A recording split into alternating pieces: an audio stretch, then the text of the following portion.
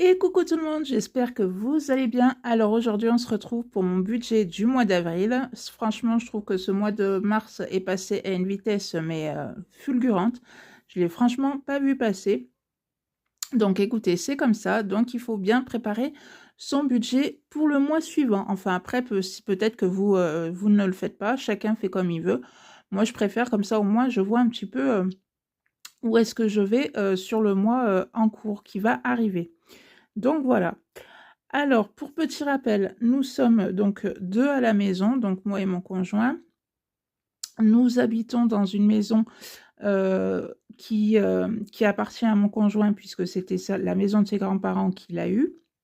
Donc, on n'a pas de loyer à payer, de crédit immobilier à payer. Voilà. Après, on la remet aussi à notre goût puisque on n'a pas forcément les mêmes goûts. Les mêmes goûts. Donc voilà, donc après voilà, ce qu'on fait, c'est qu'on essaye de mettre le plus de côté chaque mois et au moins on est sans faire de crédit travaux. Alors après, bien évidemment que ça prendra un peu plus de temps qu'une personne qui va aller à la banque et dire voilà, je veux un crédit de temps pour refaire l'intérieur d'une maison. Nous voilà, on le fait à notre rythme, ça nous convient très bien. Si on peut voilà, éviter de passer par la case crédit, eh bien voilà, tant mieux pour nous. Donc voilà, donc déjà ça et ensuite donc ce que vous allez voir, donc c'est mon budget à moi, puisqu'il y a que moi qui fais le système des enveloppes. On a chacun notre compte bancaire séparé. Nous, ça nous va tout à fait de faire comme ça. Après, bien évidemment, quand on va au resto ou quoi que ce soit, c'est pas il paye sa part, je paye ma part. Non, ça va être, admettons, ben, cette fois-ci, allez hop, on va au resto, c'est moi qui t'invite ou des choses comme ça. Voilà, hein, c'est pas enfin, après, je sais qu'il y en a qui fonctionnent comme ça, mais voilà, nous, c'est pas notre cas et tout ce qui est facture, donc c'est pareil. On divise en 2, donc lui, par exemple, va payer l'électricité, moi, je vais payer l'eau. Lui, il va payer, X chose, moi, ça va être autre chose. Enfin, voilà, on a toujours fonctionné comme ça. Pour l'instant, ça fonctionne très bien, donc on continue comme ça. Donc voilà. Donc, c'est parti. Donc, au niveau de mon salaire, donc j'ai 1800 € de salaire et à la fin du mois de mars, donc il me reste 600 € sur mon compte. Moi, faire le budget bas zéro, pour moi, franchement, c'est pas possible du tout. De me dire, il me resterait 0 € sur mon compte, il suffit que j'ai une facture qui n'était pas prévue ou quoi que ce soit. Voilà, je me dis, je préfère quand même qu'il me reste voilà, de l'argent sur mon compte. Surtout que j'ai des enfants, donc j'en ai une qui fait des études, sur Toulouse.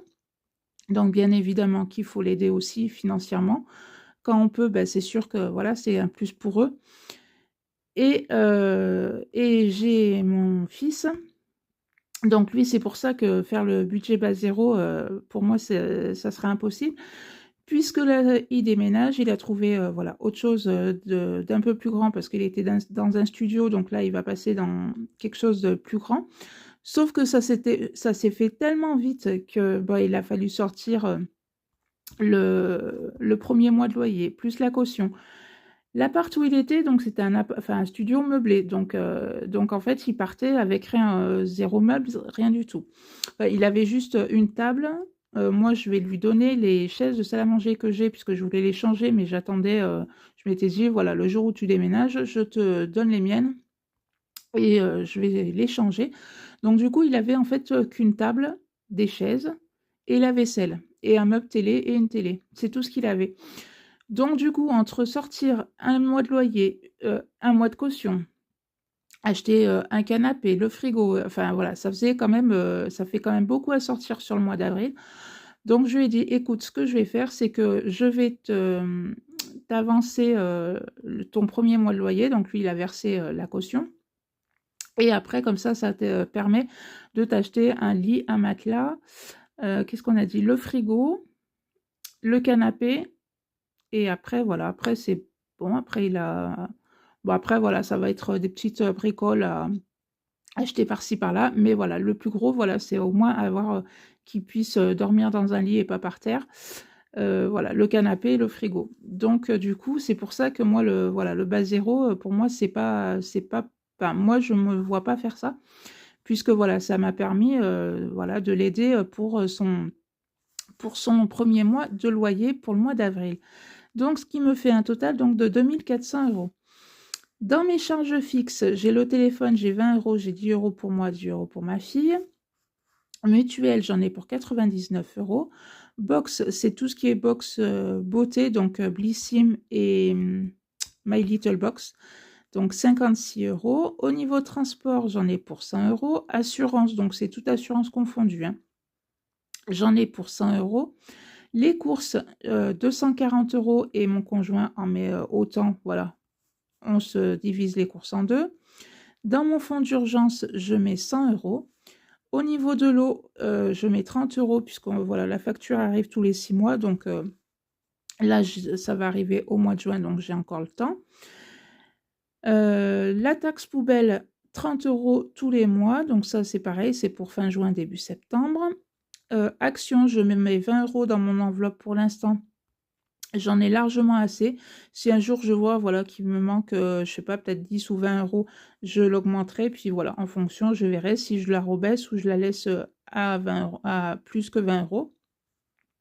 Et salaire vacances, donc je mets 150 €. Puisque je travaille à mon compte et que si je vais, comme là au mois d'avril, je vais prendre donc une semaine de vacances. Sur le mois de mai, donc je serai payée 3 semaines au lieu de 4 semaines. Donc il faut bien que j'ai quand même de côté, puisque une semaine entière, c'est quand même pas rien. Donc encore quand c'est qu'une semaine, bon, entre guillemets, c'est pas trop gênant, mais par exemple comme l'été, si je prends 2 semaines ou 3 semaines de vacances, là, ça commence à faire un peu beaucoup. Donc c'est pour ça que je me mets tous les mois 150 € de côté pour les vacances.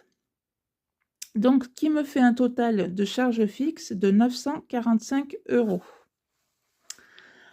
Ensuite, en épargne, donc je mets dans mon épargne Italie, puisqu'avec ma fille, au mois de septembre, on part presque une semaine en Italie, je mets 30 € dedans.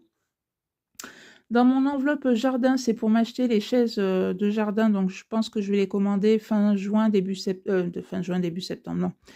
Fin juin si, mais début juillet, où je mets 30 € à l'intérieur. Dans mon épargne sans enveloppe, je mets 20 €. Dans mon enveloppe, on va dire comme ça, week-end, je mets 30 €. Donc en fait, c'est tout ce qui va être, si on a envie de partir un week-end, que ce soit à la mer ou à la campagne, enfin n'importe où. Par exemple, au mois de septembre, en général, on se fait toujours un week-end entre copains. On loue un mobil-home à la mer ou à l'océan. Et donc voilà, il faut quand même un petit peu de sous. Ça peut être, enfin voilà, c'est vraiment l'enveloppe pour se faire vraiment plaisir. L'enveloppe anniversaire, je mets 30 €. L'enveloppe vacances, je mets 30 €. Donc là, en fait, c'est tout ce qui va être pour les courses, pour les plaisirs. Oui, courses et plaisirs, en fait, que je mets à l'intérieur. Et l'enveloppe enfant, donc je mets 40 €. Donc en fait, c'est l'enveloppe pour mes enfants. Enfin, d'abord, je m'étais dit, c'est surtout pour ma fille, puisque comme je vous ai dit, elle fait des études donc sur Toulouse. Et quand elle aura besoin, si elle a besoin de matériel bien particulier ou quoi que ce soit, j'ai une enveloppe, voilà, je piocherai dedans pour l'aider encore en plus. Donc voilà, après, voilà, comme je dis, quand on peut aider ses enfants, ben écoutez, c'est un plus pour eux. Après, on n'a pas forcément tous la même chance de pouvoir les aider comme on voudrait, mais bon, après, comme je dis, on fait aussi comme on peut, pas comme on veut, malheureusement. Donc, ce qui me fait un total donc, de 210 € que je mets tous les mois en épargne en début de mois. Et donc, quand je fais mon salaire, donc 2400 €, moins mes charges fixes, donc 945 €, moins les épargnes, donc 210 €, il va me rester, pardon, sur mon compte 1245 €. Alors, c'est clair que c'est une très, très, très, très jolie somme, ça c'est clair, je vais pas dire le contraire.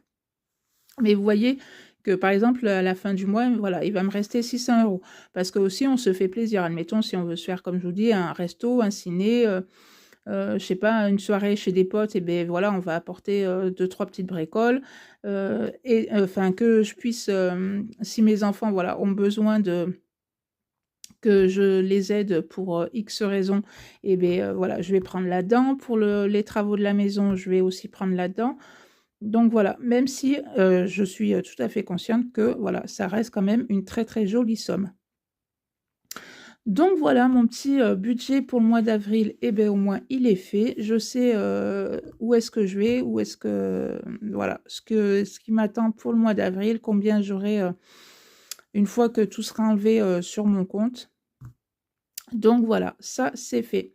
Et bien écoutez, n'hésitez pas vous aussi à me dire en commentaire si vous faites, chaque mois votre budget ou alors pas du tout, vous partez un petit peu, on va dire à l'aveugle.